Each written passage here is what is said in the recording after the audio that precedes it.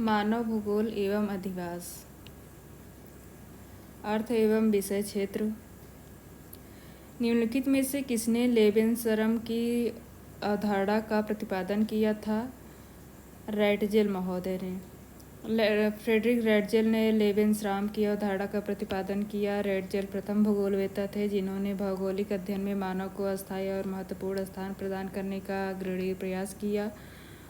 Karl हाउसहोफर 1924 में मुनचेन विश्वविद्यालय में भूगोल के प्रोफेसर नियुक्त हुए थे। इन्होंने भू राजनीति अर्थात जियो पॉलिटिक्स के क्षेत्र में विशिष्ट योगदान दिया। डब्ल्यू क्रिस्टालर द्वारा केंद्रीय स्थान सिद्धांत का प्रतिपादन किया गया। यह सिद्धांत दक्षिणी जर्मनी की बस्तियों के अध्ययन पर आधारित है। मेगालोपोलिस शब्द का सर्वप्रथम प्रयोग जीन गॉटमैन द्वारा किया गया। लेबेनसराम की संकल्पना किसके द्वारा प्रस्तुत की गई? रैटजेल महोदय द्वारा। कार्ल रिटर ने कंपैरेटिव जियोग्राफी। डिकिंसन महोदय द्वारा the makers of modern geography. Richard हार्टसोन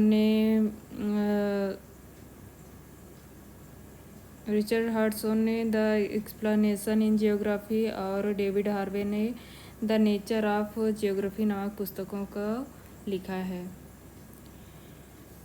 कौन सा सुमेलित नहीं है? मेरडाल संचयी कारण मॉडल, ये सही है। वार्डविले परिवहन मॉडल से संबंधित हैं, ये गलत है। वार्डविले पोलर विकास ध्रुव से संबंधित हैं। फ्रीडमैन केंद्र उपांत सिद्धांत से संबंधित हैं। और फ्रैंक निर्भरता मॉडल से संबंधित हैं, ये सभी सही है। और परिवहन मॉडल रिमर द्वारा दिया गया है। निम्नलिखित में से किस भूगोलवेत्ता ने परिमाणात्मक क्रांति को गृह युद्ध का नाम दिया? ये है डडले स्टाम्प। डडले स्टाम्प ने परिमाणात्मक क्रांति अर्थात क्वांटिटेटिव रेवोल्यूशन को गृह युद्ध का नाम दिया। मात्रात्मक या परिमाणात्मक क्रांति के अंतर्गत गणितीय तथा सांख्यिकीय विधियों का प्रयोग करते हुए भौगोलिक तथ्यों व वस्तुनिष्ठ विश्लेषण पर अधिक जोर दिया जाने लगा। मात्रात्मक क्रांति के विकास में McCarty, Sorley, Peter Haggett, Gregory Chapman, Berry Garrison आदि भूगोलवेत्ताओं का महत्वपूर्ण योगदान रहा है। निम्नलिखित में से कौन से भूगोल में द्वैतवाद प्रस्तुत करता है? प्रादेशिक एवं क्रमबद्ध भूगोल। प्रादेशिक एवं क्रमबद्ध भूगोल में द्वैतवाद के प्रमुख उपागम है। क्रमबद्ध अध्ययन पद्धति को विकसित करने में प्रथम महत्वपूर्ण योगदान हमबोल्ट द्वारा दिया गया। हमबोल्ट की अध्ययन पद्धति आनुभविक और आगमनात्मक थी, जबकि प्रादेशिक उपागम वस्तुतः क्रमबद्ध भूगोल ही है, जो किसी लघु क्षेत्र या प्रदेश के संदर्भ में किया जाता है। आधुनिक प्रादेशिक भूगोल के विकास में कार्ल रिटर का महत्वपूर्ण योगदान रहा है तथा गालो, ब्रून्स, ब्लास तथा डी मार्तोनी ने भी इस क्षेत्र में महत्वपूर्ण योगदान दिया है। भूगोल में मानवतावादी संप्रदाय की स्थापना ईफू तुआन द्वारा किया गया।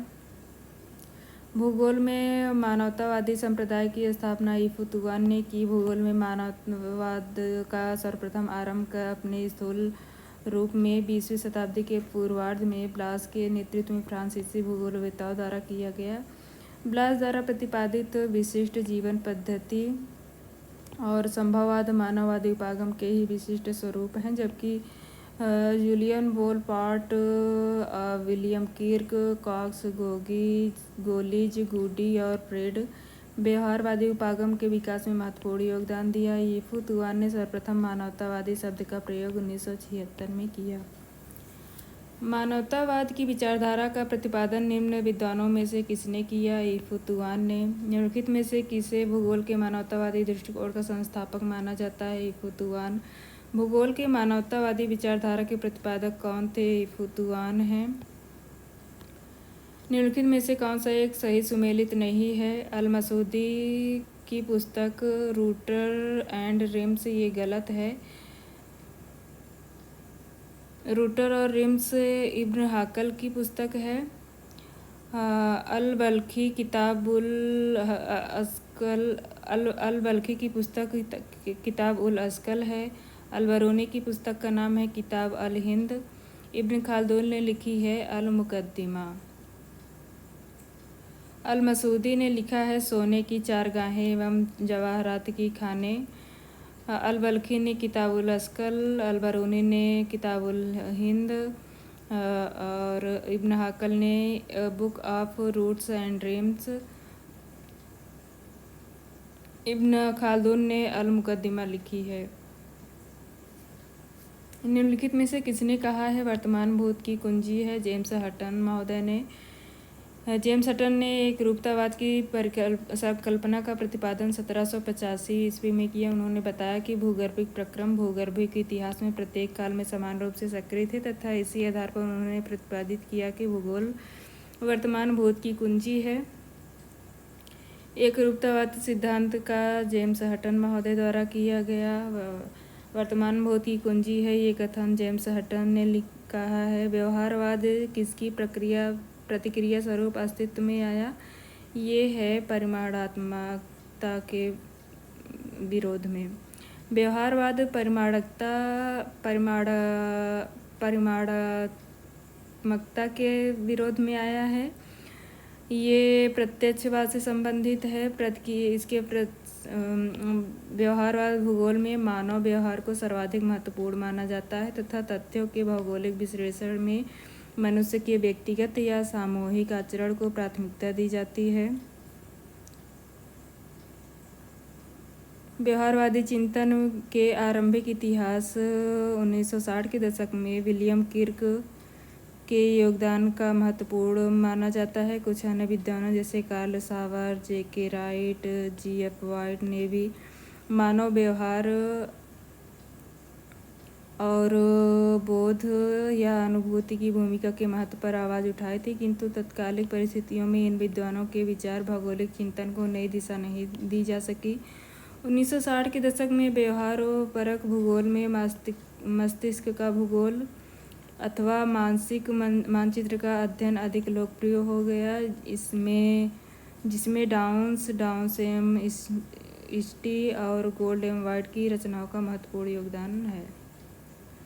निम्नलिखित में से किसने कॉस्मोग्राफी का प्रतिपादन किया और इसे यूरेनोग्राफी और जियोग्राफी में विभाजित किया? ये हैं अलेक्जेंडर वान हम्बोल्ट। अलेक्जेंडर वान हम्बोल्ट ने कॉस्मोग्राफी 1845 से 1862 के बीच में 5 खंडों में प्रतिपादित किया है। इसे यूरेनोग्राफी और जियोग्राफी में विभाजित किया है। हम्बोल्ट ने 1789 से लेकर मृत्यु पर्यंत अनेक लेख संग्रह और पुस्तकों को प्रकाशित किया था। उनका सबसे अंतिम और महत्वपूर्ण ग्रंथ कॉस्मॉस है।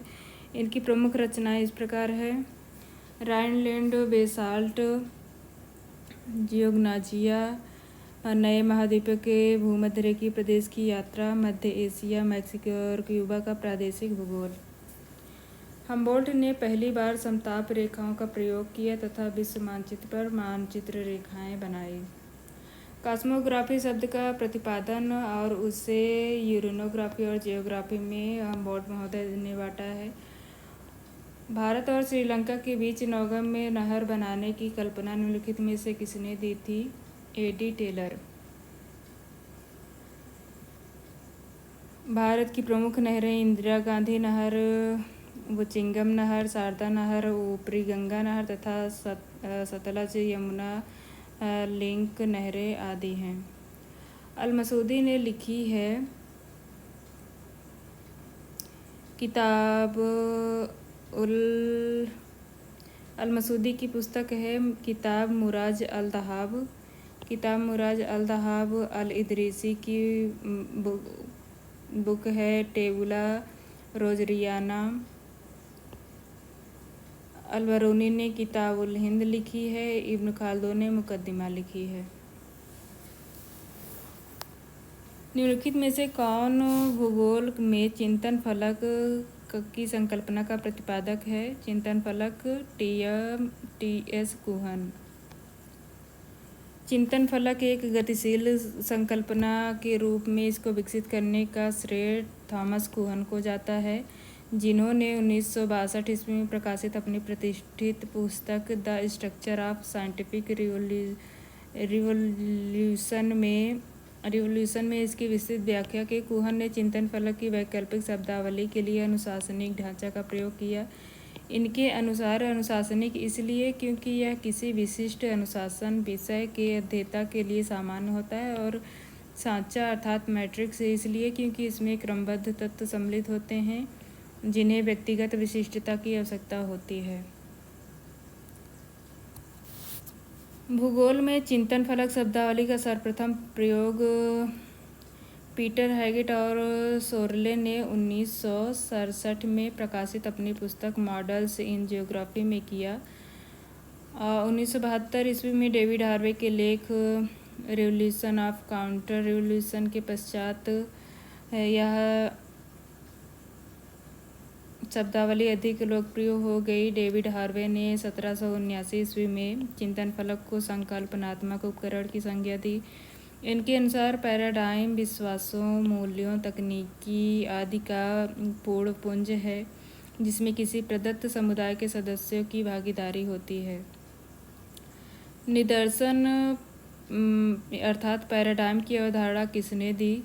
ये कुहन महोदय ने दिया। निम्नलिखित में से कौन स्थानिक संगठन और राष्ट्रीय विकास के बीच संबंध होता है, इसकी अवधारणा को प्रतिपादित किया फ्राइडमैन ने। स्थानिक संगठन और राष्ट्रीय विकास के बीच संबंध होता है, ये फ्राइडमैन ने कहा। टाफे ने 1970 में बताया कि आज का भूगोल मानव समाज के स्थानिक संगठन का अध्ययन है जो प्रतिरूप तथा प्रक्रमों में व्यक्त होता है। अमेडियो एम गॉलेज ने अपनी पुस्तक साइंटिफिक रीजनिंग इन जियोग्राफी में 1975 में बताया कि भूगोल केवल स्थानिक विविधता के कारण को नहीं बतलाता। इस प्रकार पृथ्वी की सतह या क्षेत्र के प्रादेशिक अध्ययन में भूगोल स्थान में विविधता के संगठन का विज्ञान बन गया। भूदृश्य के परिमार्जन में मनुष्य अंतिम कारक है, ये कार्ल सावर द्वारा दिया गया। कार्ल सावर ने 1925 में प्रकाशित अपनी पुस्तक द मॉर्फोलॉजी ऑफ लैंडस्केप में भूदृश्य की संकल्पना का विस्तृत विवेचन किया। सावर ने जर्मनी शब्द लैंडस्काफ्ट के पर्याय के रूप में लैंडस्केप शब्द का प्रयोग किया। सावर प्रथम भूगोलवेत्ता थे जिन्होंने लैंडस्केप शब्दावली का प्रयोग किया। कार्ल सावर भूदृश्य को दो वर्गों में विभक्त करते हैं, नेचुरल लैंडस्केप और कल्चरल लैंडस्केप। राजनीतिक भूगोल में भू रणनीतिक अर्थात जियो स्ट्रैटेजिक मॉडल को किसके द्वारा प्रतिपादित किया गया? सॉल कोहेन द्वारा। राजनीतिक भूगोल में जियोस्टैटिक को सॉल कोहेन द्वारा प्रतिपादित किया गया, जबकि सर्वप्रथम रुडोल्फ केजलेन ने जियोपॉलिटिक्स शब्द का प्रयोग किया।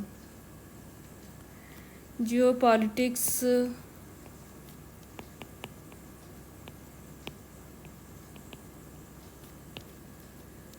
आर केजलिन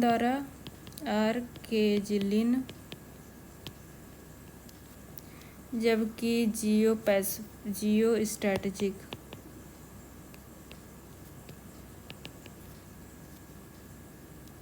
इस कोहेन द्वारा।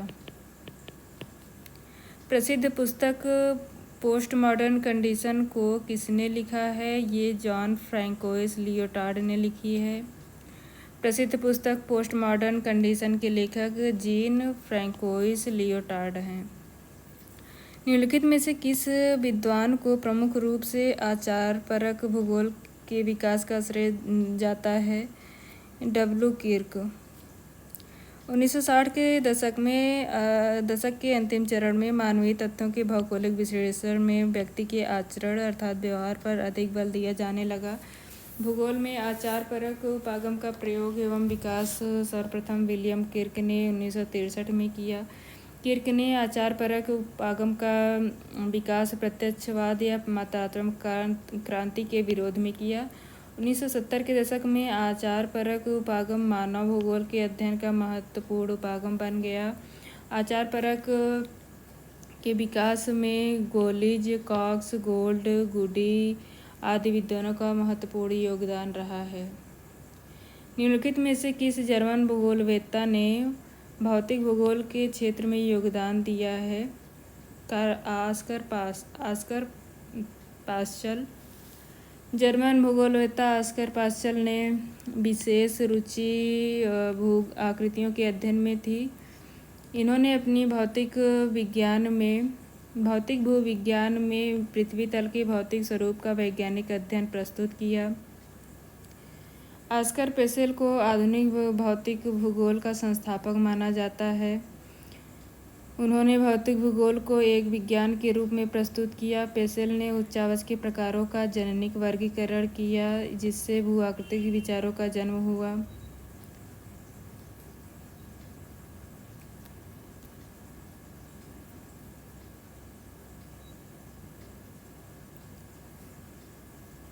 पेसेल के द्वारा दिए गए भूआकृतिक अनुसंधानों से भौतिक भूगोल के क्षेत्र में नवीन क्रांति उत्पन्न हो गई। आस्कर पेसेल दास आसलैंड नामक पत्रिका के संपादक थे। इनकी अन्य रचनाएं हैं एज ऑफ डिस्कवरी 1858 में दी गई, हिस्ट्री ऑफ जियोग्राफी 1865 में, न्यू प्रॉब्लम ऑफ कंपैरेटिव अर्धकुंडे 1869 में दी गई, the races of man and their geographical distribution और फिजिकल अर्धकुंडे 1879 में।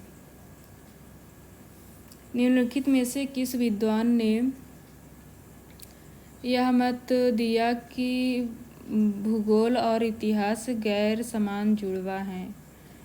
ये हार्टसोन ने दिया।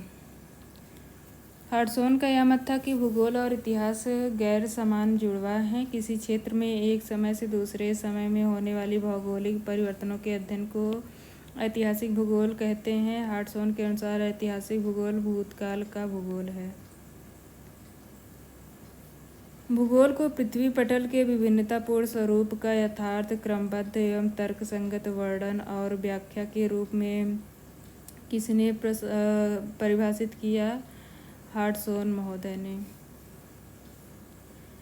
भूगोल को पृथ्वी पटल के विभिन्नतापूर्ण यह परिभाषा हार्टसोन ने दिया। रिचर्ड हार्टसोन एक प्रसिद्ध अमेरिकन भूगोलवेत्ता थे। इनके अनुसार भूगोल पृथ्वी के परिवर्तनशील स्वरूपों का वर्णन और उनकी व्याख्या मानव संसार के रूप में करता है। हार्टसोन की पुस्तकें हैं द नेचर ऑफ जियोग्राफी 1939 में आई, the perspective on the nature of geography ये 1959 में आई। The nature of geography Hartshorne महोदय द्वारा 1939 में लिखी गई। 20 साल बाद दूसरी बुक लिखी गई। एंथ्रोपोजियोग्राफी शब्द की रचना रैडजेल द्वारा उनके किस लेखन में की गई? मनुष्य और प्रकृति के सामंजस्यपूर्ण पारस्परिक संबंध का अध्ययन।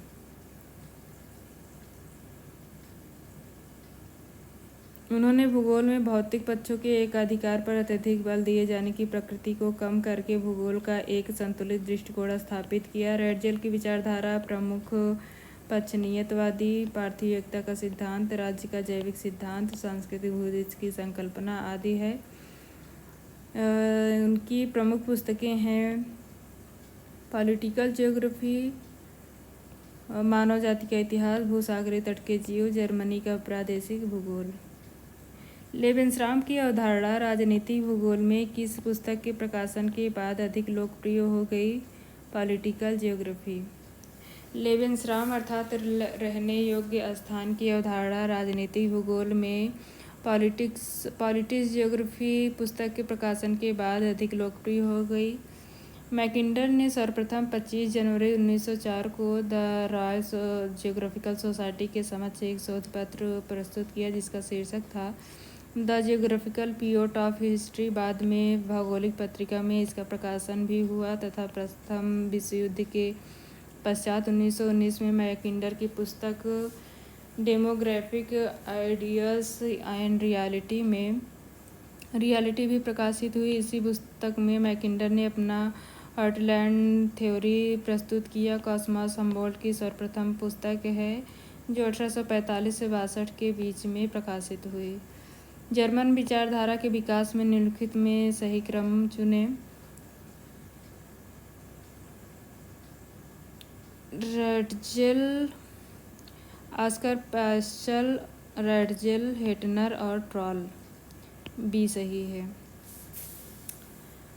पैस्चल जर्मन भूगोलवेत्ता हैं। रैटजेल को राजनीतिक भूगोल का पिता माना जाता है और मानव भूगोल का जन्मदाता। इनकी प्रमुख पुस्तकें हैं एंथ्रोपोजियोग्राफी, राजनीतिक जियोग्राफी। हेटनर महोदय की पुस्तकें हैं भूगोल का विधि तंत्र, रूस का भूगोल, तुलनात्मक प्रादेशिक। ट्रॉल 1975 तक रहे, 1899 से 1975 तक जर्मन भूगोलवेत्ता हैं।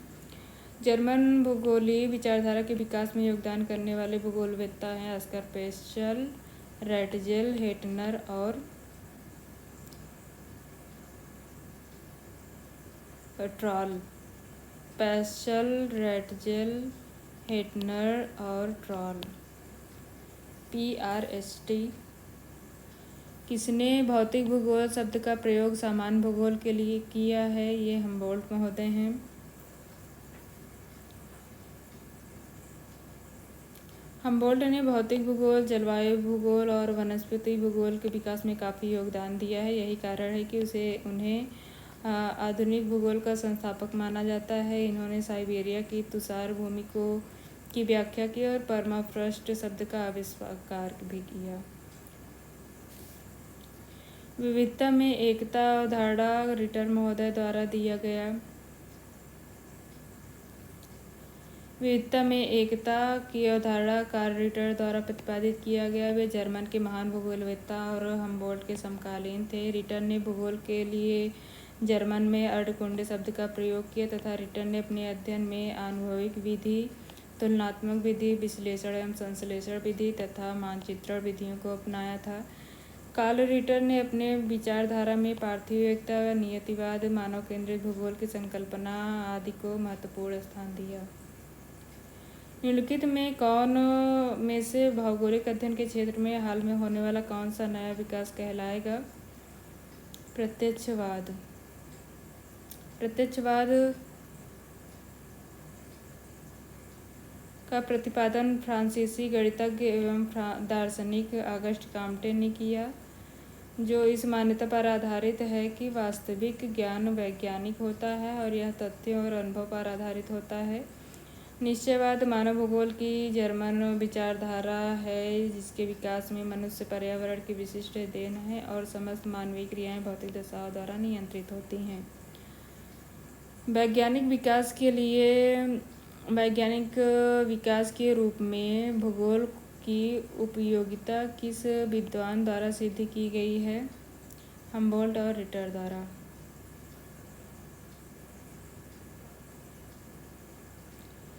हम्बोल्ट और रिटर ने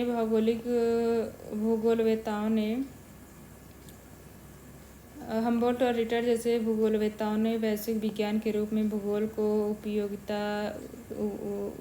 उपयोगिता सिद्ध की। हम्बोल्ट के अध्ययन विधि का मूलाधार वैज्ञानिकता थी।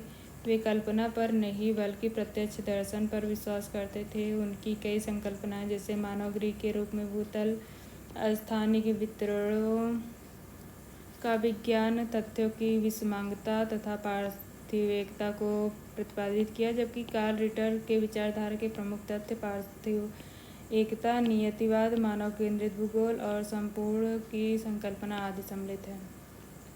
निम्नलिखित में से भौगोलिक विचारों के विकास में निम्नलिखित का सही क्रम कौन सा है?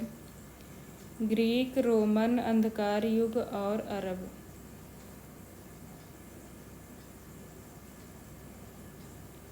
ये सही ग्रीक, रोमन, अरब और अंधकार युग आया।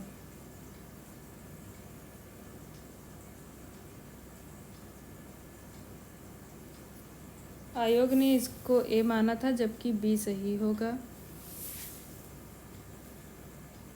गिब्सन यथार्थवाद से संबंधित हैं। गुएल्क महोदय आदर्शवाद से संबंधित हैं। पीट महोदय अतिवाद से संबंधित हैं। राइट एंड किर्क व्यवहारवाद से संबंधित हैं। भूगोलवेताओं के जर्मन संप्रदाय का सही कालानुक्रम होगा अस्कर पास्चल, रिस्थोपेन, रैटजेल और हेटनर।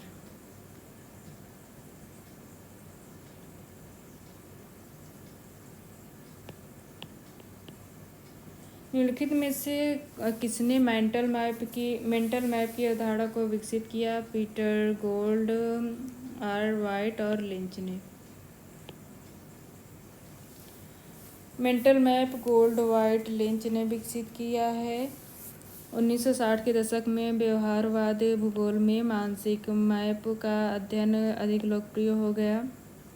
इस विषय पर डाउनसन-स्टी और गोल्ड एवं वाइट की रचनाओं का विशेष महत्वपूर्ण योगदान और रहा है। Albert Huntington, Ellen Churchill, Samuel Humboldt, Ritter भी नियतिवादी विचारधारा के समर्थक थे, जो प्रकृति को अधिक महत्वपूर्ण और शक्तिशाली मानते थे। निर्णय लेने की प्रक्रिया में पर्यावरण के मानचित्र के महत्व को किसने पहली बार बल दिया था? ये हैं एस.जे. गोल्ड। भूगोल को 17 खंडों में किसने लिखा है? स्ट्रैबो ने भूगोल को 17 खंडों में लिखा है। इन्होंने ऐतिहासिक इतिवृत्त के रूप में लगभग 43 पुस्तकों को लिखा था। स्ट्रैबो प्रथम व्यक्ति थे जिन्होंने भूगोल की चारों प्रमुख शाखाओं गणितीय, भौतिकी, ऐतिहासिक, राजनीतिक को एक साथ समाहित करके एक संपूर्ण भौगोलिक ग्रंथ की रचना की। टॉलमी की अल्माजेस्ट नामक पुस्तक खगोल शास्त्र की प्रथम प्रसिद्ध पुस्तक है, जो दीर्घकाल तक आकाशीय पिंडों की गतिशीलता से संबंधित जानकारी के लिए मानक संदर्भ ग्रंथ के रूप में प्रतिष्ठित रही। निम्नलिखित में से कौन मानवतावादी भूगोल के समर्थक थे? इनमें हैं ब्लास, रैटजेल,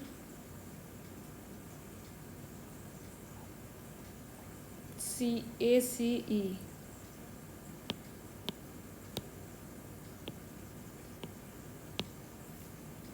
हैरिस, ब्लास और ले तथा सैमुएल्स। हैरिस गुएल्के तथा ले एम सैमुअल्स मानववादी भूगोल के समर्थक थे। सर्वप्रथम 1976 में इफू तुआन ने मानवतावादी शब्द का प्रयोग किया। मानवतावादी भूगोल मानव का ऐसा उपागम है जो मानव के बोध, चेतना, कर्तव्य, सृजनात्मकता, विचार, विश्वास, अनुभव तथा मूल्यों को केंद्रीय एवं सक्रिय महत्व देता है। जिनसे लोग अपने पर्यावरण के लिए मनोवृत्ति या दृष्टिकोण बनाते हैं, जो पर्यावरण के साथ उनके संबंध को प्रभावित करता है। किस मध्ययुगीन भूगोलवेत्ता ने टॉलमी के कार्यों में व्यापक सुधार किया है? अल-इदरीसी नामक मध्ययुगीन अरब भूगोलवेत्ता टॉलमी के कार्यों में व्यापक सुधार किए। अल-इदरीसी द्वारा तैयार किया गया विश्व मानचित्र भूगोल जगत के लिए उनकी विशिष्ट देन है। उन्होंने टॉलमी की रचनाओं का गंभीरता से अध्ययन किया था और उससे वे बहुत प्रभावित थे। उन्होंने इस समय के ज्ञात क्षेत्रों के लिए छोटे छोटे मानचित्रों का निर्माण करके एक मानचित्रावली का भी निर्माण किया। उनके मानचित्रों के वास्तविक रूप से ज्ञात तथ्यों एवं वितरणों को भी प्रकाशित किया गया था। अरब सागर और कैस्पियन सागर की सही स्थिति पहली बार अल-इदरीसी के मानचित्र से ही प्रदर्शित की गई थी। संक्षेप में, अल-इदरीसी ने अपनी यात्राओं तथा अनुभवों के आधार पर ज्ञात देशों और प्रदेशों का प्रादेशिक वर्णन किया था, जो लगभग वास्तविक था। निम्नलिखित अरबी विद्वानों में से किसने टॉलमी की पुस्तक में सुधार किया? अल-इदरीसी। निम्नलिखित विद्वानों में से किसने सर्वप्रथम वैश्विक रणनीति दृष्टि model, global strategic view model प्रस्तुत किया था? ए.टी. महान ने सर्वप्रथम सामुद्रिक शक्ति का राज्य पर प्रभाव व्यक्त किया था। इन्होंने अपनी इसकी विस्तृत व्याख्या अपनी पुस्तक the influence of sea power upon history की, जिसका प्रकाशन 1890 में हुआ। उन्होंने राज्यों की सामुद्रिक शक्ति के संदर्भ में सर्वप्रथम वैश्विक रणनीति दृष्टि मॉडल को विकसित किया। महान ने अधिकांशतः ग्रेट ब्रिटेन तथा यूएसए का अध्ययन किया। उन्होंने यूएसए के लिए शक्तिशाली जल सेना की आवश्यकता व्यक्त की, क्योंकि लंबी तटरेखा की सुरक्षा के लिए यह आवश्यक था। साथ ही उन्होंने संयुक्त राज्य अमेरिका के लिए हवाई और कैरिबियन द्वीपों पर नियंत्रण करने की आवश्यकता पर बल दिया तथा अटलांटिक को प्रशांत महासागर से संयुक्त करने वाली नहर के निर्माण पर बल दिया। उन्होंने यह भी स्पष्ट किया कि अमेरिका के निकट कोई शक्तिशाली राष्ट्र न होने के कारण इसकी सामुद्रिक शांति के संदर्भ में स्थिति महत्वपूर्ण है। एटी महान। इन्होंने प्रसिद्ध निबंध एक्सेप्शनलिज्म इन जियोग्राफी मेथडोलॉजिकल एग्जामिनेशन किसके द्वारा लिखा गया था? ये F.K. शेफर द्वारा लिखा गया। जर्मन भूगोलवेत्ता F.K. शेफर महोदय अमेरिका के आयोवा विश्वविद्यालय में अर्थशास्त्र के शिक्षक थे, जो अपनी भौगोलिक अध्ययन में रुचि के कारण भूगोलवेत्ताओं के समूह में सम्मिलित हो गए थे। उन्होंने हार्टसॉन की पुस्तक द नेचर ऑफ जियोग्राफी का आलोचनात्मक विश्लेषण किया और 1953 में एक शोधपत्र प्रकाशित किया, जिसका शीर्ष था explanation in geography methodological examination. भूगोल में अपवादवाद एक विधितंत्री परीक्षण। यह हेडनर और हार्टसॉन की व्याख्या के लिए प्रथम महत्वपूर्ण चुनौती थी।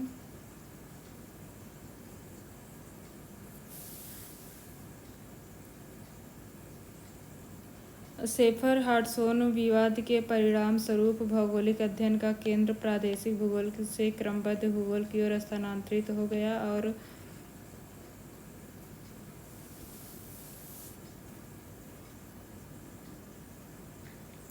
और भूगोल में सिद्धांत परक अध्ययन पर अधिक बल दिया जाने लगा। भूगोल क्रमशः क्षेत्रीय अंतःक्रिया स्पेशियल इंटरैक्शन का विज्ञान बन गया। रीजनल से ये सिस्टमेटिक जियोग्राफी की ओर बढ़ गया और इसमें स्पेशियल इंटरैक्शन अधिक महत्वपूर्ण हो गया। 18वीं शताब्दी में जर्मन दार्शनिक इमैनुअल कांट को अपवादवाद का जनक माना जाता है। निम्नलिखित में से किसने भूगोल में उत्तर आधुनिकतावाद के विकास में अधिक योगदान दिया? पोस्ट मॉडर्निज्म में अधिक योगदान एडवर्ड सोजा द्वारा दिया गया। भूगोल में पोस्ट मॉडर्निज्म के विकास में एडवर्ड सोजा महोदय का महत्वपूर्ण योगदान है। उन्होंने उत्तर आधुनिकतावाद के विषय में अपने विचार व्यक्त करते हुए कहा है कि उत्तर आधुनिकतावाद का उदय आधुनिक समाज वैज्ञानिक चिंतन पद्धति की ऐतिहासिकतावादी दृष्टिकोण के विरोध में हुआ था। उत्तर आधुनिकतावाद भूगोलवेत्ताओं और शोधकर्ताओं ने 1950 से 80 के दशक तक प्रभुत्व वाले सभी चिंतक फलकों जैसे प्रत्यक्षवाद, संरचनावाद, व्यवहारवाद, मानववाद, तंत्र विश्लेषण आदि को अस्वीकार कर दिया। उत्तर आधुनिकतावाद के विषय में एम डीगर 1986, आर.डी. दीक्षित 2000 तथा ग्रेगरी ने महत्वपूर्ण योगदान दिया। पुस्तकें हैं अर्डकुंडे कार्ल रिटर की पुस्तक है जियोग्राफिया जनरलिस वारेनियस की है एंथ्रोपोजियोग्राफी रेडजेल की कॉस्मॉस हम्बोल्ट। अन्य पुस्तकें हैं रेडजेल की पॉलिटिकल जियोग्राफी और वाल्कर कुंडे, हम्बोल्ट की राइनलैंड बेसाल्ट और जियोग्नाजिया, जीन गॉटमैन की है megalopolis Virginia of mid century. E P. Odum ने लिखी है ecology birds in egg x in birds. 1969 में निम्नलिखित पत्रिकाओं में किसके प्रकाशन के साथ भूगोल का प्रमुख चिंतन फलक मानवता परक भूगोल हो गया? ये है एंटीपॉड। वर्सेस्टर ने क्लार्क विश्वविद्यालय में सन 1969 में एंटीपोड नामक एक शोध पत्रिका की स्थापना की थी, जिसमें उग्र सुधारवाद से संबंधित लेखों का प्रकाशन किया गया था। इस पत्रिका में प्रकाशित होने वाले शोध पत्रों में जिन मुद्दों को उठाया गया वे नगरीय निर्धनता, महिलाओं के साथ पक्षपात, काले रंग के लोगों एवं अल्पसंख्यकों के विरुद्ध भेदभाव, सामाजिक सुविधाओं का असमान वितरण, अपराध वचन अर्थात डेप्रिवेशन आदि थे। इसलिए 1969 में एंटीपोड पत्रिका के प्रकाशन के साथ भूगोल का प्रमुख चिंतन फलक मानवता परक भूगोल हो गया। मानवतावादी भूगोल अर्थात ह्यूमनिस्टिक ज्योग्राफी शब्दावली का सर्वप्रथम प्रयोग इफ तुआन ने 1976 में किया। तुआन के लिए मानवतावादी भूगोल वह दृष्टिकोण है जो मानव तथा स्थान के बीच संबंधों की जटिलता और संदिग्धता को प्रकट करता है। इनमें मानव और मानवीय परिस्थितियों पर ध्यान केंद्रित किया गया। निम्नलिखित पत्रिकाओं में किसके 1969 में प्रकाशन के साथ मानवता परक भूगोल का प्रमुख चिंतन फलक बन गया? ये है एंटीपोड। 1969 में निम्नलिखित पत्रिकाओं में किसके प्रकाशन के साथ मानवता परक सही चिंतन फलक बन गया? एंटीपोड। उग्र सुधार से संबंधित शोध पत्रिका एंटीपोड की शुरुआत हुई थी क्लार्क विश्वविद्यालय से। निम्नलिखित में से कौन सा सिद्धांत प्रत्यक्षवाद से संबंधित नहीं है? कार्यकारण का सिद्धांत ये नहीं है और सभी सही हैं। कार्यकारण का सिद्धांत, संरचनावाद, प्रकार्यवाद ये सभी प्रत्यक्षवाद से संबंधित हैं। 1820 के दशक में फ्रांसीसी दार्शनिक ऑगस्ट कॉम्टे महोदय ने प्रत्यक्षवाद का प्रतिपादन किया। फ्रांसीसी दार्शनिक, इनके अनुसार वास्तविक विज्ञान वैज्ञानिक होता है और यह तथ्य तथा अनुभव पर आधारित होता है, जिसे दृष्ट तथ्यों एवं वैज्ञानिक रूप से सत्यापित तथ्यों के द्वारा प्रदर्शित किया जा सकता है। इसका अधिक विकसित रूप तार्किक प्रत्यक्षवाद कहलाता है। यह कार्यकारण का सिद्धांत संरचनावाद और प्रकार्यवाद से संबंधित है। तार्किक प्रत्यक्षवाद व्यवहारवाद से संबंधित नहीं है। व्यवहारवाद आचार परक बिहेवियरलिज्म भूगोल में मानव व्यवहार को सर्वाधिक महत्वपूर्ण माना जाता है। इसका मौलिक दर्शन घटना क्रिया विज्ञान है। इसके अंतर्गत किसी प्रदेश में मानव भौगोलिक अध्ययन में मानव चेतना, क्षमता, कार्यकुशलता, अभिरुचि, आवश्यकता आदि मानवीय गुणों को अधिक महत्व प्रदान किया जाता है। संपूर्ण पृथ्वी एक इकाई है जिसके विभिन्न भाग एक दूसरे से अंतर संबंधित हैं। ये पार्थिव एकता के सिद्धांत से संबंधित है। संपूर्ण पृथ्वी एक इकाई है जिसके विभिन्न भाग एक दूसरे से अंतर संबंधित हैं। यह विचारधारा पार्थिव एकता के सिद्धांत की पुष्टि करता है। हम्बोल्ट पार्थिव एकता के सिद्धांत में विश्वास करते थे। उन्होंने लिखा, उत्तरी ध्रुव से दक्षिणी ध्रुव तक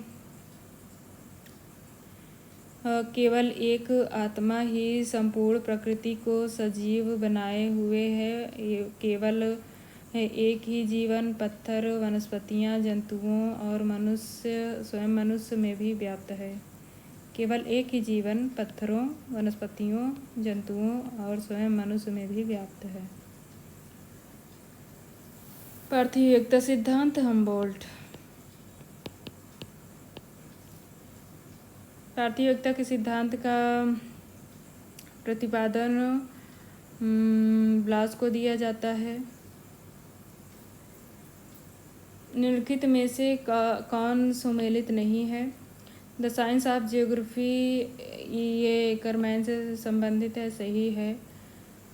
perspective on nature of geography Hartshorne सही है। The vestiges of the past Alberuni ने लिखी है और जियोग्राफिया जनरलिस हम कांट की नहीं बल्कि ये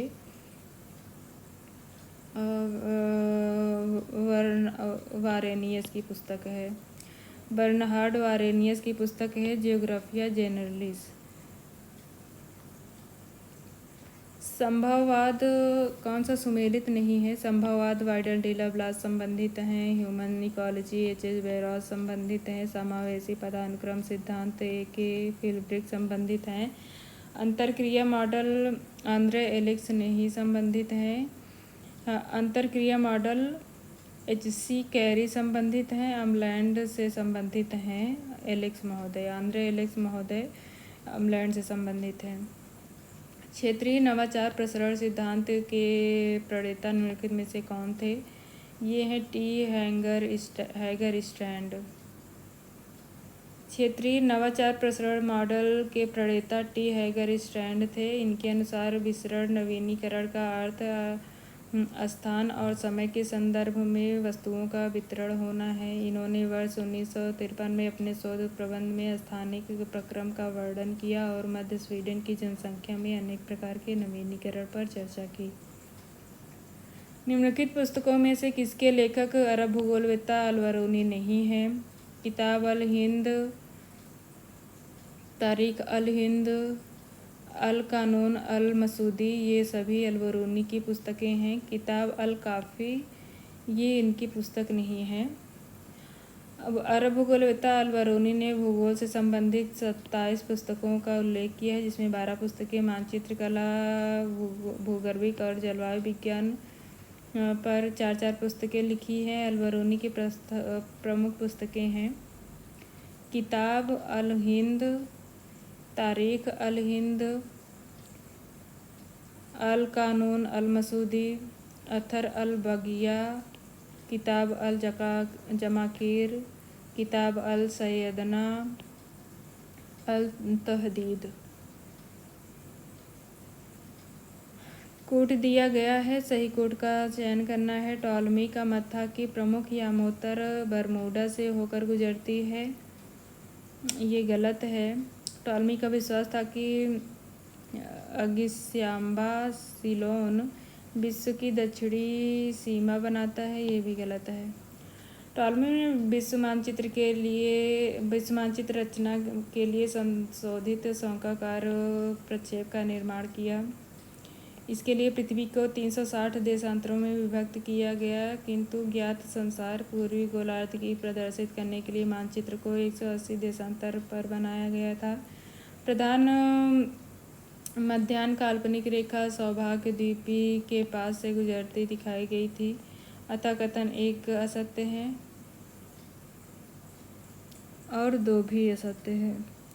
टॉलमी की पुस्तकें हैं अल्मागेस्ट, जियोग्राफिया, एनेलिमा और ग्रहीय परिकल्पना। एक्सेप्शनलिज्म इन जियोग्राफी नामक लेख, जो भौगोलिक चिंतन में एक निर्णायक मोड़ सिद्ध हुआ, निम्नलिखित में से किसके द्वारा लिखा गया था? F.K. शेफर द्वारा। एक्सेप्शनलिज्म इन जियोग्राफी नामक पुस्तक F.K. शेफर द्वारा लिखा गया, जो भौगोलिक चिंतन में एक निर्णायक मोड़ सिद्ध हुआ। जर्मन भूगोलवेत्ता F.K. शेफर महोदय अमेरिका के आयोवा विश्वविद्यालय में अर्थशास्त्र के शिक्षक थे, जो अपनी भौगोलिक अध्ययन में रुचि के कारण भूगोलवेत्ताओं के समूह में सम्मिलित हो गए थे। उन्होंने हार्टसोन की पुस्तक द नेचर ऑफ जियोग्राफी की आलोचनात्मक विश्लेषण किया, जिसका शीर्षक था हार्टसोन की पुस्तक का आलोचनात्मक विश्लेषण किया, शीर्षक था the explanation exceptionalism in geography a methodological examination. Can't को एक्सेप्शनलिज्म का प्रवर्तक माना जाता है। इनमें से कौन भूगोलवेत्ता ब्रिटिश भूगोलवेत्ता थे? इनमें से ब्लास फ्रांसीसी हैं, पीटर हैगेट ब्रिटिश हैं, हेटनर जर्मन हैं, रैडजेल भी जर्मन हैं।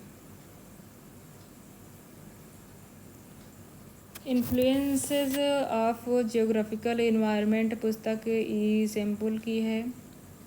इसी सैम्पुल की पुस्तक है इन्फ्लुएंसेस ऑफ जियोग्राफिक इन्वायरमेंट, जो 1911 में लिखी गई थी। New world problems in political geography ईसा बोमेन की है। जियोग्राफी इन 20th सेंचुरी ग्रिफिथ टेलर की है। सिविलाइजेशन एंड क्लाइमेट हंटिंगटन की है। भौगोलिक वातावरण का प्रभाव इसी सैम्पुल की पुस्तक है। निम्नलिखित में से कौन सा एक मानव भूगोल का उपागम नहीं है? मात्रात्मक क्रांति नहीं है, उपागम नहीं है ये। जबकि स्थानिक संगठन, क्षेत्रीय विभिन्नता, अन्वेषण तथा वर्णन, ये मानव भूगोल का उपागम है।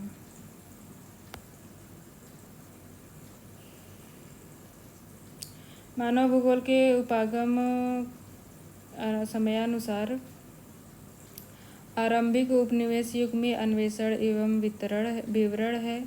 उत्तर उपनिवेश युग में ये प्रादेशिक विश्लेषण है। 1930 का दशक में क्षेत्रीय विभेदन है। 1950 से 60 का दशक स्थानिक संगठन है। 1970 का दशक मानवतावादी एवं व्यवहारवादी विचारधाराओं का उदय। 1990 का भूगोल में उत्तराधुनिकतावाद।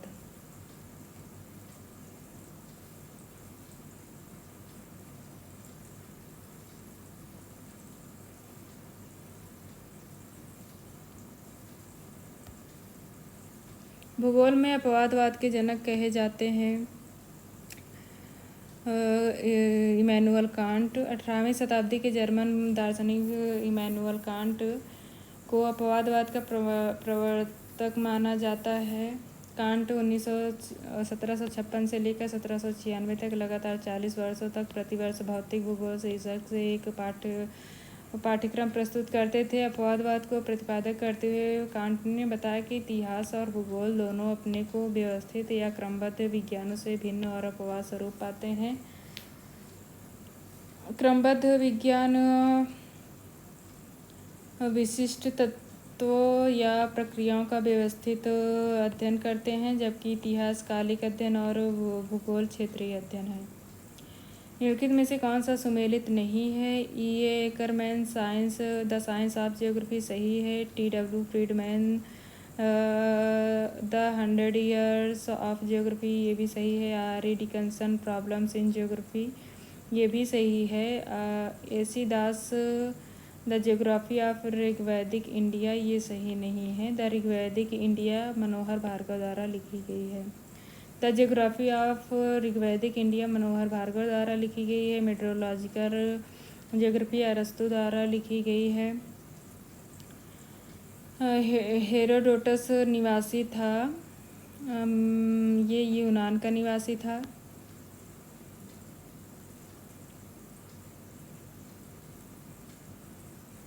सा 600 ईसा पूर्व से 300 ईस्वी तक के काल को यूनान का स्वर्ण युग कहा जाता है। हेरोडोटस यूनान ग्रीक का निवासी था, जिसे इतिहास का पिता माना जाता है। इसका कथन है कि समस्त इतिहास का भौगोलिक दृष्टि से अध्ययन किया जाना चाहिए और समस्त भूगोल को इतिहास की तरह ही व्यवहार में लाना चाहिए। यह प्रथम विद्वान था जिसने विश्व मानचित्र पर यामोत्तर खींचने का प्रयास किया था। इन्होंने कैस्पियन सागर को आंतरिक सागर माना था, जबकि हिकैटियस तथा उसके समकालीन भूगोलवेत्ता इसे उत्तरी सागर की एक भुजा मानते थे। इन्होंने नील नदी के बाढ़ मैदान में जमी हुई काली मिट्टी एवं नदी निक्षेपण का सकारण वर्णन किया था। इनमें से किसे भूगोल का जनक माना जाता है? इरेटोस्थनीज को माना जाता है। ये गणितज्ञ और खगोल शास्त्री थे। इन्होंने ही सर्वप्रथम जियोग्राफी शब्द का प्रयोग किया और इसका वर्णनात्मक अध्ययन किया। इरेटोस्थनीज ने जियोग्राफिका नामक पुस्तक लिखी थी, जो प्रथम शास्त्रीय पुस्तक मानी जाती है। भूगोल को एक अलग अध्ययन के रूप में स्थापित करने का श्रेय इनको जाता है। इन्होंने तत्कालीन ज्ञात पृथ्वी को 5 जलवायु कटिबंधों में बांटा था, जिसमें से एक उष्ण कटिबंध, 2 शीतोष्ण कटिबंध तथा 2 शीत कटिबंध थे। नील नदी के पश्चिम में निवास करने वाली न्यूबियंस जनजाति का उल्लेख करने वाले प्रथम विद्वान इरेटोस्थनीज थे। इरेटोस्थनीज प्रथम विद्वान था जिसने देसी नोमोन की सहायता से विषुवत रेखा की लंबाई ज्ञात की। भूगोल में अंधेरा युग की अवधि मानी जाती है 3री से 12वीं सदी। रोमन साम्राज्य के पतन के बाद ईसा की 3री सदी से लेकर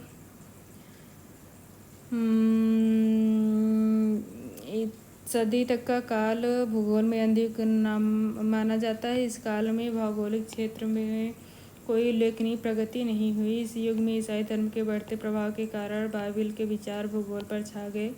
पृथ्वी की आकृति को गोल के बजाय तस्तरीनुमा माना जाने लगा। इसके केंद्र में ईसाइयों को धार्मिक स्थल यरूशलेम को प्रदर्शित किया गया।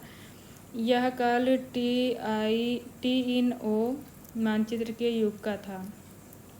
क्षेत्रीय विभेदन की संकल्पना को जीव भूविस्तार भी कहा जाता है।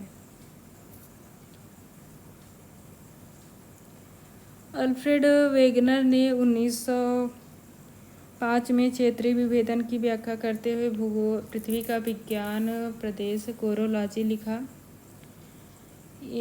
जिसके अनुसार भूगोल वह विज्ञान है जो पृथ्वी के विभिन्न क्षेत्रों की भिन्नता तथा एक दूसरे के साथ स्थानिक संबंधों को दर्शाता है। रिचर्ड हार्टसॉन ने हेटनर से प्रेरणा लेकर 1939 में प्रकाशित अपनी पुस्तक द नेचर ऑफ ज्योग्राफी में क्षेत्रीय विभिन्नता को एक प्रतिष्ठित विचारधारा के रूप में प्रस्तुत किया। क्षेत्रीय विभिन्नता को जीव भूविस्तार कोरोलॉजी अथवा क्षेत्रीय वर्णनी भूगोल के रूप में अर्थात कोरोग्राफी के रूप में जाना जाता है।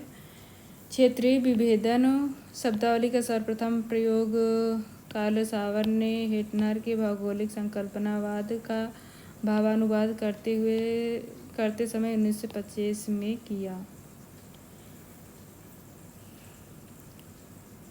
कॉस्मॉस किसने लिखा है? ये कार्ल रिटर हम्बोल्ट द्वारा लिखा गया।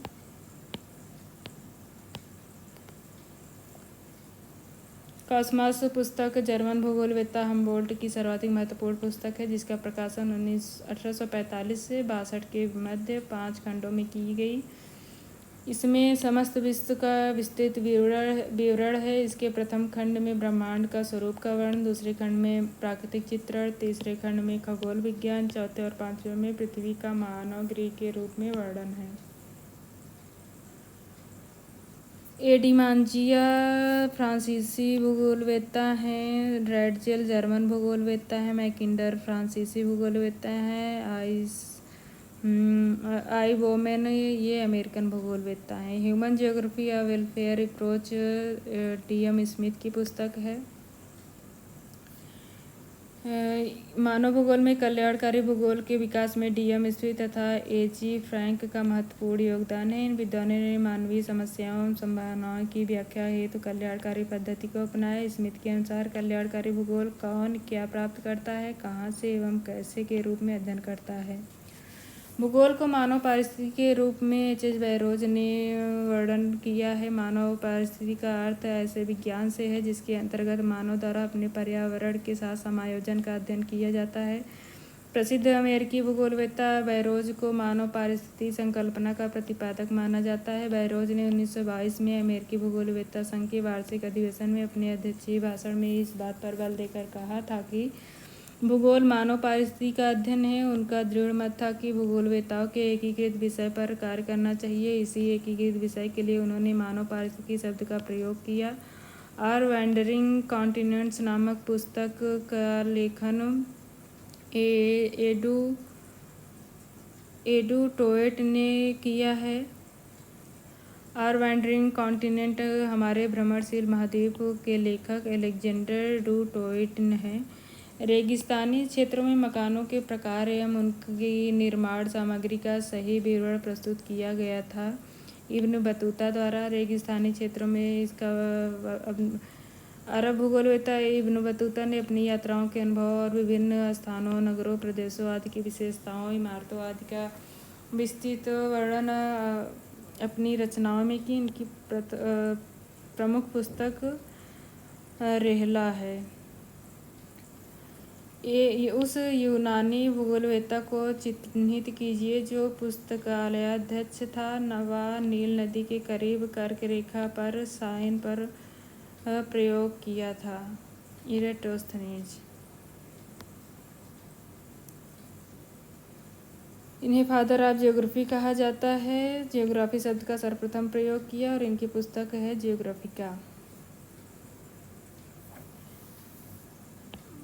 वैज्ञानिक सिद्धांतों के आधार पर सबसे पहले किसने भूमध्य रेखा की लंबाई का मापन किया? इरेटोस्थनीज महोदय। भूगोल एक क्षेत्रवर्णी विज्ञान है, ये हिटनर महोदय ने कहा है। हिटनर ने भूगोल में एक क्षेत्र विवरण विज्ञान माना जिसके अंतर्गत अध्ययनों पर अध्ययन किया गया। हिटनर ने रिटर के अर्धकुंडे के स्थान पर लैंडर कुंडे नाम शब्द का प्रयोग किया जिसका अर्थ था पृथ्वी की सतह का क्षेत्रवर्णी विज्ञान। 1905 में हिटनर ने पृथ्वी का प्रदेश विज्ञान कोरोलॉजी लिखा जिसके अनुसार भूगोल वह विज्ञान है जो पृथ्वी के विभिन्न क्षेत्रों की भिन्नता तथा एक दूसरे के साथ उनके स्थानिक संबंधों को दर्शाता है। हिटनर की प्रसिद्ध प्रमुख पुस्तकें हैं regional geography of Europe, comparative regional geography, रूस का भूगोल, फाउंडेशन ऑफ रीजनल ज्योग्राफी। भूगोल पृथ्वी तल का क्षेत्रवर्णी विज्ञान है, ये अल्फ्रेड हिटनर महोदय द्वारा लिखी गई पुस्तक है। निम्नलिखित प्राचीन भूगोलवेत्ताओं में से कौन एक यूनानी भूगोलवेत्ता नहीं है? इनमें से यूनानी नहीं हैं प्लिनी महोदय, हेरोडोटस, एनेक्सिमेंडर, इरेटोस्थनीज, ये सभी ग्रीक भूगोलवेत्ता हैं। प्लिनी यूनानी नहीं बल्कि वे रोमन भूगोलवेत्ता हैं। इनकी प्रसिद्ध पुस्तक हिस्टोरिया नेचुरलिस 37 खंडों में प्रकाशित हुई। इन्होंने इसमें ब्रह्मांड, जीव विज्ञान और मानव विज्ञान का वर्णन किया है। प्रमुख यूनानी भूगोलवेत्ता होमर, थेस, एनेक्सिमेंडर, हिकैटियस, हेरोडोटस, प्लेटो, अरस्तु, थियोफ्रेट्स, इरेटोस्थनीज, पोलिबियस, हिप्पारकस, पोसिडोनियस आदि हैं। प्रमुख रोमन भूगोलवेत्ता स्ट्रैबो, पोम्पोनियस मेला, प्लिनी और टॉलमी हैं। निम्नलिखित में से कौन एक भूगोलवेत्ता मानव भूगोल से संबंधित नहीं है? मानव भूगोल से संबंधित नहीं है इरविन रेज, संबंधित हैं डिमांजिया, PM रॉक्सबी और DH डेविस। डिमांजिया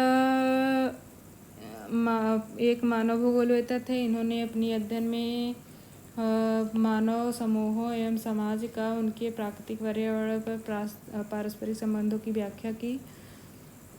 इनकी पुस्तकें हैं problem of human geography, La Picardy. डिमांजिया की पुस्तकें हैं PM रॉक्सबी, ये भी मानव भूगोलवेत्ता हैं। 1930 में इनकी लेख प्रकाशित हुआ। इन्होंने मानव भूगोल में प्राकृतिक और सांस्कृतिक वातावरण दोनों के तथ्यों पर अध्ययन पर जोर दिया। उनके अनुसार प्रकृति एवं मानव के पारस्परिक संबंधों का अध्ययन ही मानव भूगोल का उद्देश्य है। एंथ्रोपोजियोग्राफी राइटजेल की प्रमुख पुस्तक है। इनकी प्रमुख पुस्तकें हैं एंथ्रोपोजियोग्राफी और पॉलिटिकल जियोग्राफी। राइटजेल एक निश्चयवादी चिंतक थे। वे डार्विन के सिद्धांत से काफ़ी प्रभावित थे, अतः उन्होंने विकासवाद सिद्धांत को मानव भूगोल पर लागू किया, मानव समाज पर भी लागू किया। इन्होंने अपनी पुस्तक एंथ्रोपोजियोग्राफी में प्रकाशित भिन्न भौतिक लक्षणों एवं स्थितियों का मानव जीवन शैली पर पड़ने वाले प्रभावों का वर्णन किया। मानव एवं उनके विकास के लिए राइटजेल ने 3 कारकों को उत्तरदायी माना: स्थिति, क्षेत्र और सीमा। पार्थिव एकता का सिद्धांत किसने प्रतिपादित किया था? ये हमबोल्ट महोदय हैं। पार्थिव एकता का सिद्धांत से संबंधित ब्लास भी हैं। इनकी हमबोल्ट की प्रमुख पुस्तक है कॉस्मॉस, जो 1845 से 1862 के बीच प्रकाशित हुई 5 खंडों में। भूगोल के विकास में वारेनियस के योगदान के कथन दिए गए हैं। इनको सही कथन चुनना है।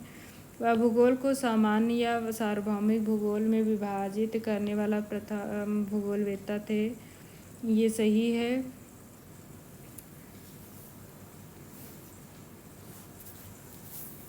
वह मुख्य रूप से भौतिक भूगोल के अध्ययन में रुचि रखते थे, ये भी सही है। वे एकमात्र ऐसे विद्वान थे जिनका मानना था कि मानव समाज के विकास के लिए भूगोल अपरिहार्य है, ये भी सही है।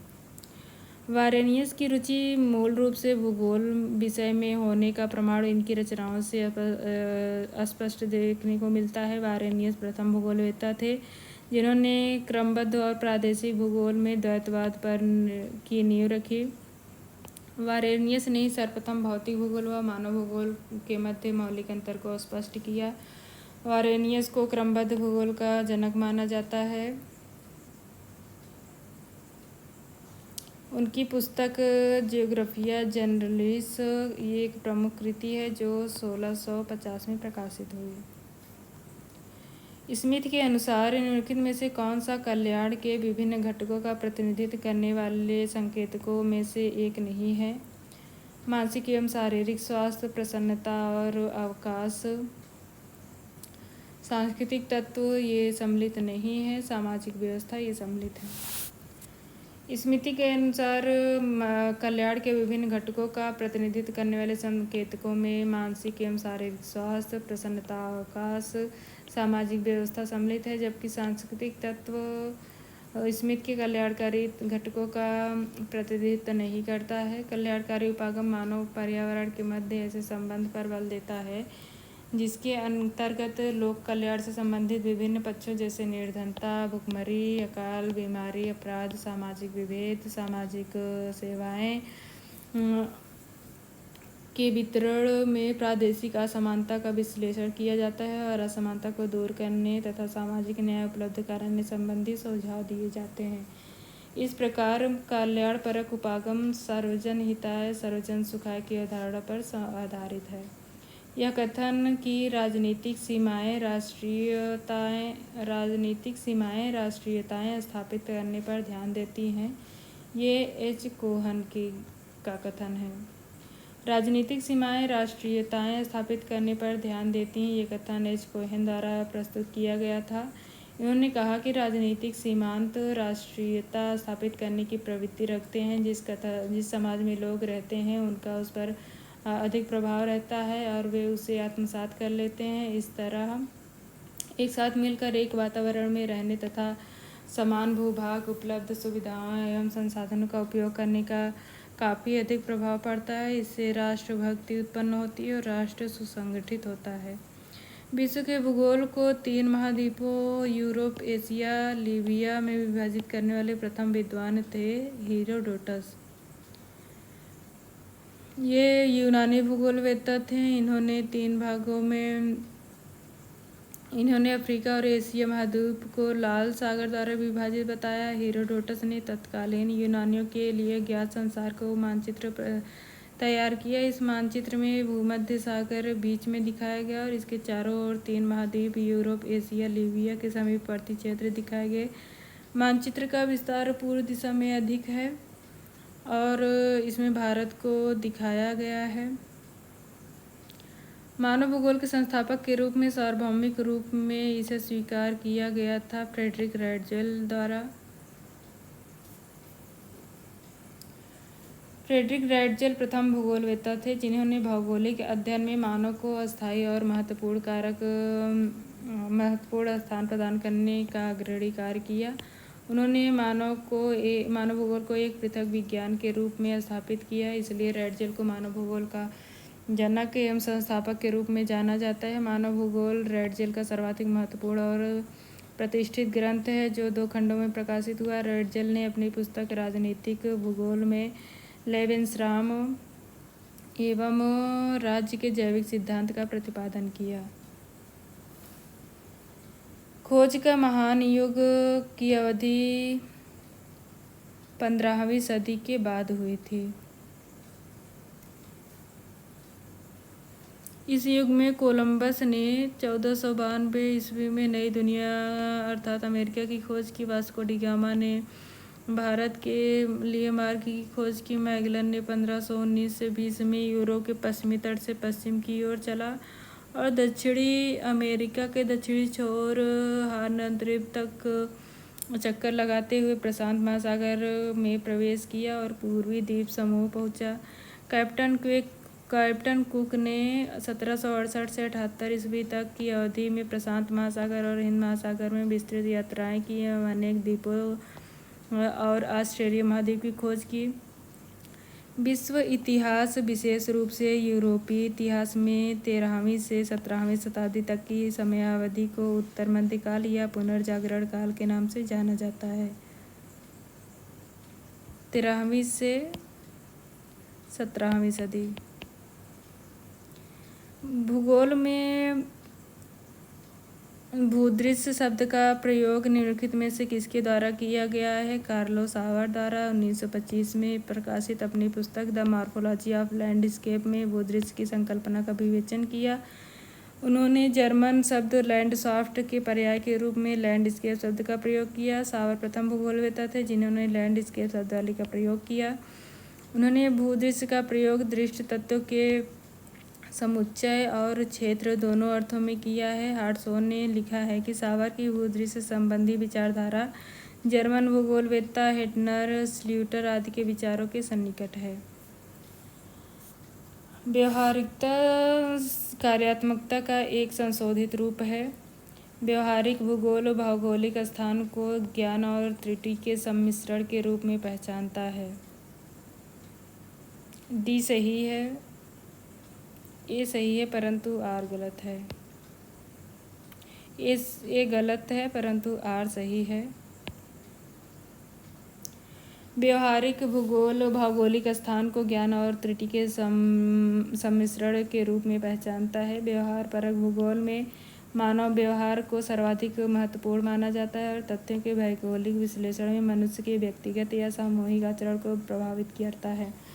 विलियम किर्क ने व्यवहारात्मक मॉडल प्रस्तुत किया जिसमें उन्होंने इस बात पर जोर दिया कि समय एवं स्थान के संदर्भ में एक समान पर्यावरणीय परिस्थितियों में रहने वाले विभिन्न सामाजिक, आर्थिक, सांस्कृतिक एवं प्रजातीय पृष्ठभूमि के लोग एक ही प्रकार की सूचना के भिन्न अर्थ निकालते हैं। भूगोल में व्यवहारवाद का विकास प्रत्यक्षवाद के मॉडलों एवं सिद्धांतों के प्रति असंतोष का प्रतिफल है। व्यवहारिकता कार्यात्मकता का एक संशोधित रूप नहीं है। पुराण काल के दौरान अभिज्ञात महाद्वीपों में से एक सालमली द्वीप का नाम रेशम कपास का पेड़ से लिया गया है। सालमली द्वीप का उल्लेख विष्णु पुराण में किया गया है। ये 7 महाद्वीपों में से एक महाद्वीप है और इसका नाम रेशम कपास के वृक्ष से लिया गया है। विभिन्न पुराणों में सप्तद्वीप 7 भूखंडों का वर्णन किया गया। प्रत्येक द्वीप या भूखंड किसी महाद्वीप का या महाद्वीप के बृहद खंडों को व्यक्त करता है। ये 7 महाद्वीप या द्वीप मेरू पर्वत के चारों ओर कमल के फूल की पंखुड़ियों के समान फैले हुए हैं। ये सप्तद्वीप है: जम्बू द्वीप, प्लक्षद्वीप, सालमली द्वीप, कुश द्वीप, क्रौंच द्वीप, शक द्वीप, पुष्कर द्वीप। इन द्वीपों का नामकरण उनसे संबद्ध प्रधान वृक्षों जम्बू, प्लक्ष, सालमली, घास, कुश पर्वत, क्रौंच और पुष्कर के आधार पर लिया गया है।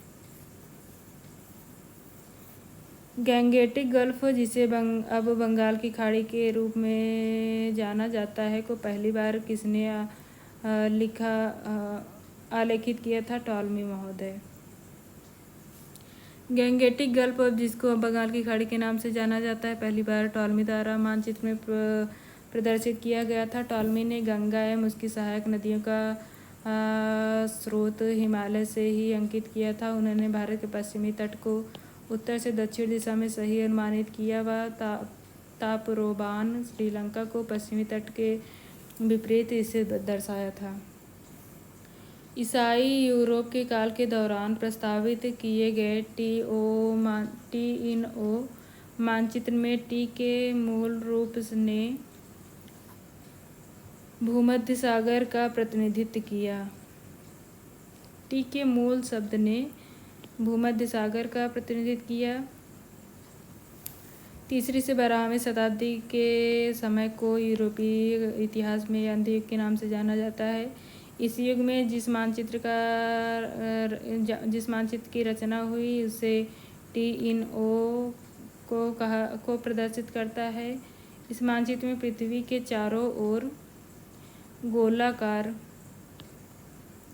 में जलीय भाग दिखाया गया था। मानचित्र के मध्य में टी आकृति वाला सागरीय भाग दिखाया गया था।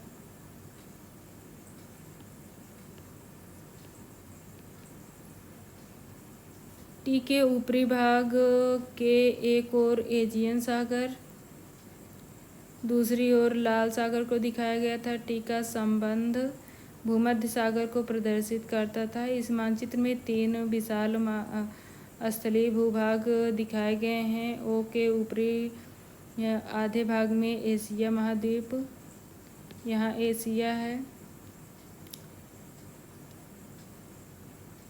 नीचे की ओर आधे भाग को 2 बराबर भागों में विभक्त किया यूरोप और अफ्रीका महाद्वीप को दिखाया गया है। इनके बीच में भूमध्य सागर प्रदर्शित है।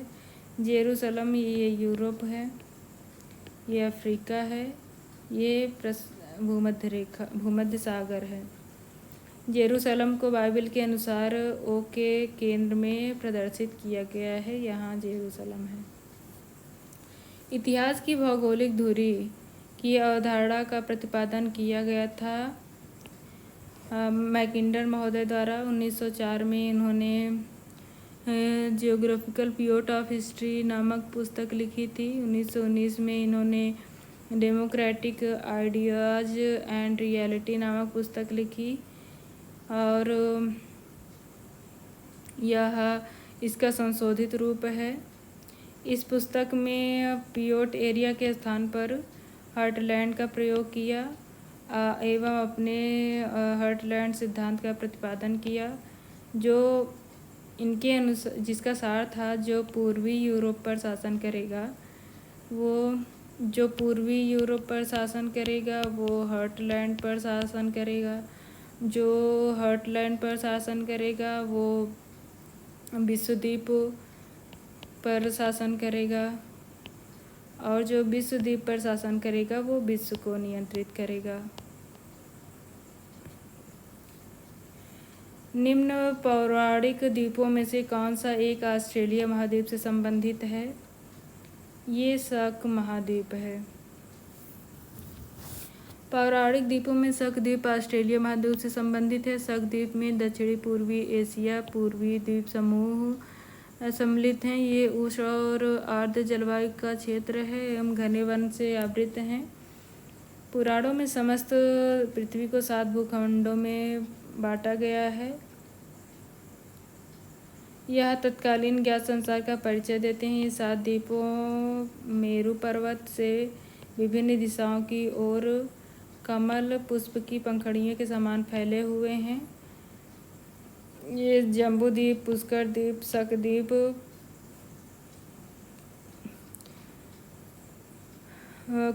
सालमली द्वीप, कुश द्वीप, प्लच द्वीप और क्रॉन्च संबंधित हैं, क्रॉन्च शामिल हैं। कार्लोस सावर के अनुसार निम्नलिखित में से कौन सा सांस्कृतिक भूगोल के अंतर्गत नहीं आता? सांस्कृतिक समस्याएं, सांस्कृतिक इतिहास, सांस्कृतिक भूदृश्य संबंधित हैं। सांस्कृतिक आंदोलन इसमें संबंधित नहीं है। कार्लोस सावर के अनुसार सांस्कृतिक समस्याएं, सांस्कृतिक इतिहास, सांस्कृतिक भूदृश्य, सांस्कृतिक भूगोल के अंतर्गत आती हैं, जबकि आंदोलन इसमें संबंधित नहीं है। 1931 में कार्लोस सावर ने कल्चरल जियोग्राफी नामक पुस्तक प्रकाशित की।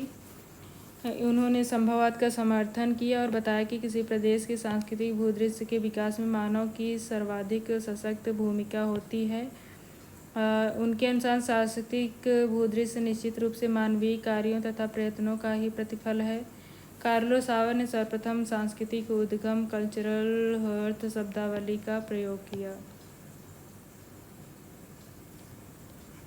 जियोग्राफी ऑफ इलेक्शन 1979 में पुस्तक किसने लिखी है? ये टेलर और जॉनसन ने लिखी है। जियोग्राफी